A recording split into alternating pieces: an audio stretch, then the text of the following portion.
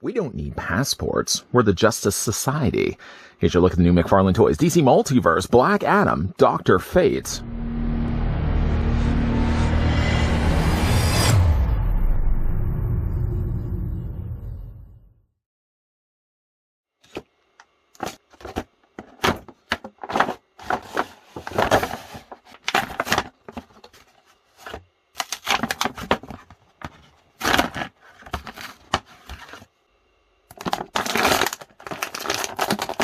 Upon wearing the ancient alien golden helmet of fate, Kent Nelson transforms from kindly academic into mystical sorcerer. One of the founding members of the Justice Society, Dr. Fate is able to forego all emotion to envision future outcomes, conjure terrifying illusions, and bewitch his opponents with power that outmatches even the powers of the gods.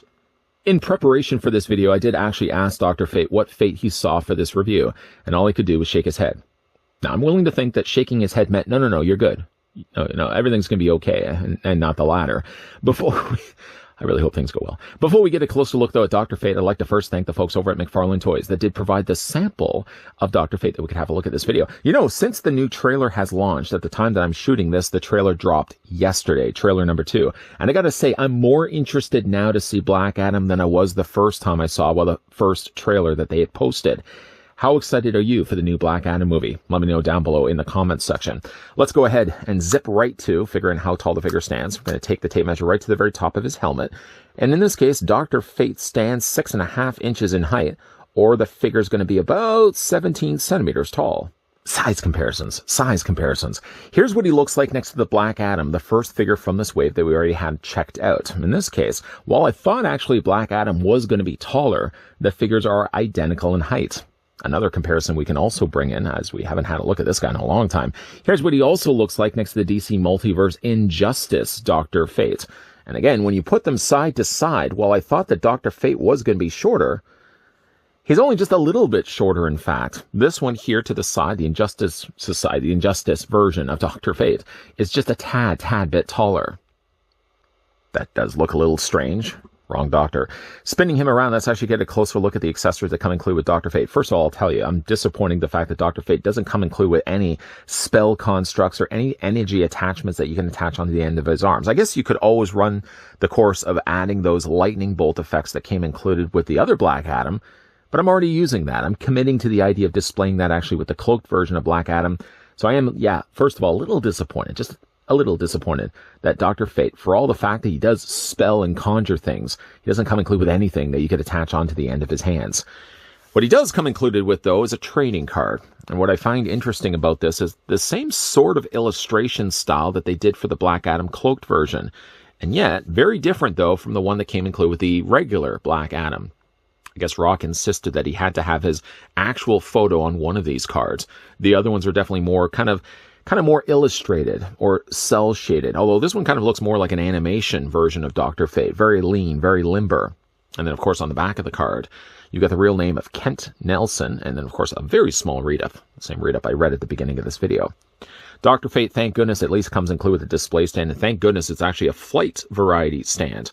The stand itself consists of 2 parts. You got the main base, which, just to show you a size for that, is actually quite a lot bigger than the black display stands. This still has the DC logo down below, and still does have, yes, I just banged the camera, 1 peg right to the far side there, and that plugs onto the bottoms of his feet. So actually, you know, if you wanted to just display him in a museum pose, you could just attach him onto the display stand. Dr. Fate did warn me about this. Twist his feet onto the post. There we go. You can actually just have him standing on the stand like that. Or, if you'd rather have him in a flight pose instead, just wiggle a foot off the peg, and then go ahead and take the adjustable neck. It's not so much adjustable here to here, but it's adjustable on the end. This slots into place. Nice little snap. And then on the end, this part actually swivels back and forth. And this opens and closes. I know, somebody's already saying, we've looked at these before, move on. Yes, we are going to be moving on. This does actually clip. We're just going to move his cape out of the way. Clips around Dr. Fate's waist. And you can either have the figure in a levitation pose like I had at the beginning of this video, or you can actually also hinge this down. And you can have Dr. Fate more in a flying pose. You may want to actually bring his head up just a little bit. It's not really going to come up very much at all. But at least you can actually have him in a flight pose also as well. Moving this to the side, taking the stand and putting it to the side. Let's get a closer look now at Dr. Fate.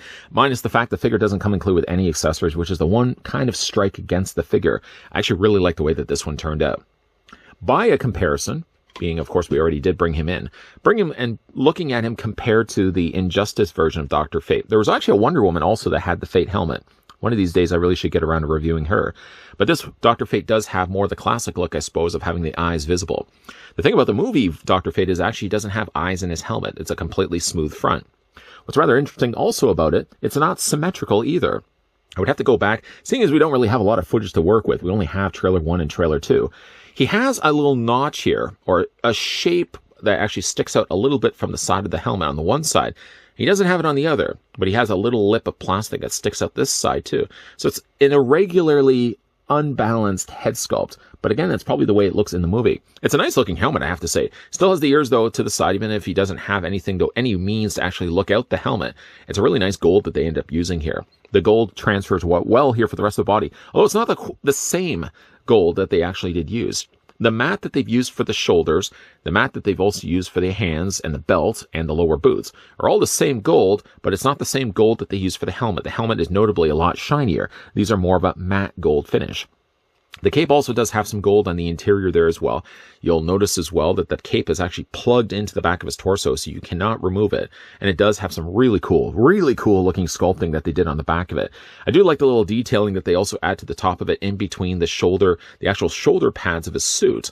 A little bit of gold that's also there as well. But I love the cape. I love the cape, first of all, that it's narrow. It doesn't go too wide. It doesn't go in zigzags or weird looking shapes. It's just a completely straight cape.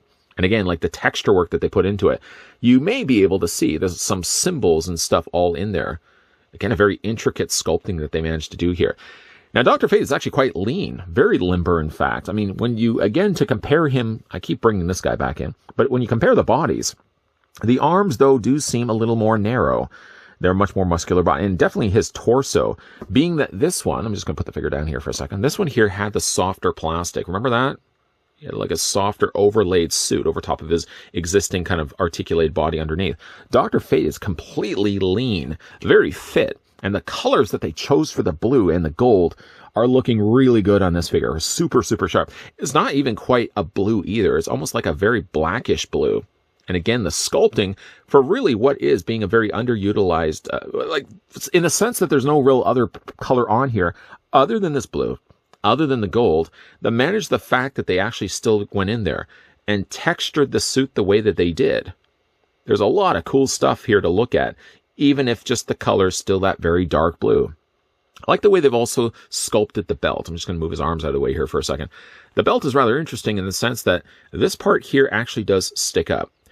Now, one thing I do worry about, though, about doing with the articulation the way that they do, is if you're not careful and this happens, this part here, or the side, ends up tucking inside that little, well, the little open area where, of course, the lower abdomen will be. If it starts to rotate, if you rotate too quickly, I worry that that's probably going to get caught and snagged inside. This is softer plastic. I'm kind of interesting the fact that they would have gone the route they did by adding it higher on the waistline and not actually lower. Now, obviously, that's probably the way it's going to look in the movie. It would have to have been this high, but it's really weird the fact that that actually is a separate piece. As you can see, it's a softer plastic, and that sticks further up. Again, I don't know how long that's going to last. I hope it's going to last a while because it's got some really cool way they've actually sculpted that. And it sort of, I mean, it doesn't finish. It stops just abruptly right here, almost as if it blends right into the back of his body. There's Dr. Fate's behind, by the way, if you're interested. Yeah, it's a really interesting suit. Really, really cool. Really happy with the way this one turned out. And I'm being a big fan of Dr. Fate. I'm looking forward to seeing how Pierce Brosnan really thought he was a good cast choice for Dr. Fate to be in the new Black Adam movie. For the articulation on this guy. So his head is on a ball joint. It rotates, first of all the way around. And because his shoulders, by the way, also that same soft plastic. The shoulders are out of the way, first of all, so you can easily rotate the head all the way around. You can bring the head down. And you can also bring it up. Now, bringing it up, it only goes to that point. So even if you were just to have him in a flying pose, you're not going to be able to bring the head up too far, simply just because the back of the helmet sticks pretty far down, actually. This is a harder plastic, too, also, in case you were curious. But the head does also rock back and forth also as well. Now, shoulders come out. Now, being the fact that they did also use the softer plastic, maybe it was actually a good thing, at least for the shoulders, because the shoulders have no problems whatsoever coming out. Again, I don't know, like, if you would have... Okay, so I plan to have this guy on display, especially with the fact that Black Adam is going to be coming to theaters really, really soon. The only thing I am a little worried about, because again, like, this is softer plastic and they didn't go the route of using harder plastic. If eventually you do put this inside like a baggie and you put it inside totes with the rest of your figures, I wonder if this is gonna get bent. You know, just because, again, it's that softer plastic. But enjoying it while I have it, it does look really great on the figure. The arms do go forward. They also go back. There's a swivel at the bicep. Double hinge on the elbow. And like all the other figures we've looked at before, the figure also does have a swivel in the hand. You can move them also back and forth. Dr. Fate does have already mentioned the upper torso ball joint. He also has a lower torso ball joint right down there. You can split the legs out on a ratcheted joint. You can take the legs and move them forward. You can move them back. There's a swivel at the top of the thigh right there, and there's a double hinge on the knee. There's no articulation here actually on the boot section. This is actually, I'm guessing, to be a continuation of the calf, and they've simply just gone and painted that gold. The feet move back and forth this way. There's an ankle pivot, and there's also toe articulation as well. Great looking figure. Kind of strange. Again, we're talking to the wrong doctor here, but it is a bit strange, the fact I'm so used to seeing Dr. Fate with eyes in his helmet, that this is a Dr. Fate as a figure where we're getting something a little bit different where the eyes are completely gone. The effect actually still does look good. I mean, even like the little blade that he has, the little fin that sticks out the top of his helmet, it makes for a real classic looking Dr. Fate while still modernizing it.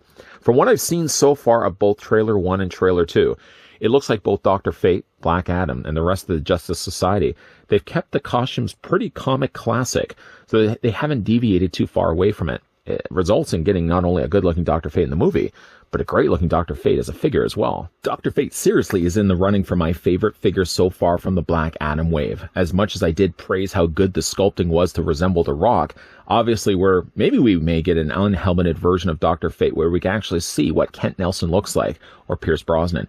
Again, perfect casting choice to pick Brosnan to play as Dr. Fate. Not only does he have the voice, but I think he does have that that screen presence necessary to pull off a effective Dr. Fate. One thing I also really like, as I mentioned in this review, is the fact that so far from what we've seen, all the costumes in the movie are very comic accurate, right down to Fate himself. Granted, this one doesn't have the eyes visible in his helmet. This one is completely a sealed front helmet. And it does have some rather irregular shapes on the top and on the bottom of the helmet, so it's not completely a symmetrical helmet either. But I'm still really excited to see what Dr. Fate's going to look like on the big screen. As it certainly goes for a figure, the figure does really nice, color-wise at least. The really dark, rich, kind of blackish blue that they used, and again, all those gold accents. The gold doesn't match the helmet. The helmet's a slightly different, shinier gold than the rest of his body, but it still works really well. The gold actually in the helmet that I didn't mention in this review is the same gold that they used for the inside of his cape, so at least that matches there.